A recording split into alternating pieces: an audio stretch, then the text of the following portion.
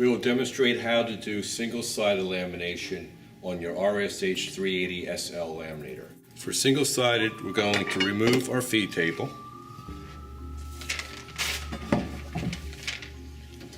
Take our film underneath the idler bar.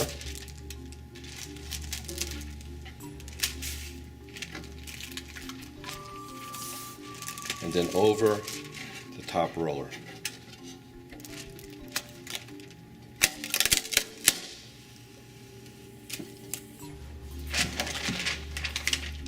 Replace our feed table.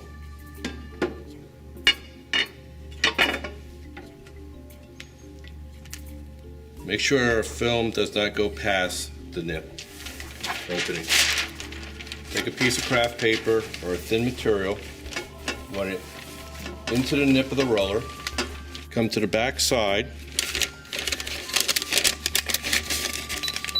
We want to run the craft paper underneath the idler roller,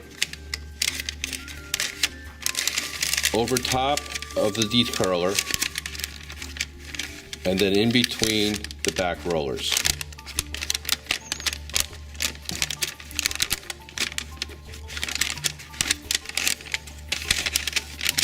And out the back of the laminator, like so. Then we come back to the front of the laminator. We want to marry this paper to the laminate. Pull it taut.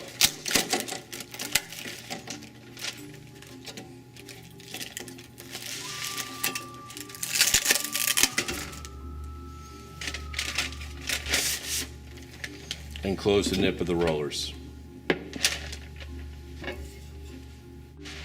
Once we're done webbing, we want to make sure we still have a little piece of paper feeding into the laminator. We're going to take our first print, line it up where it needs to be, take our document guide, and line it up with the paper and the film. Now we're going to hit the run button, feed our first print.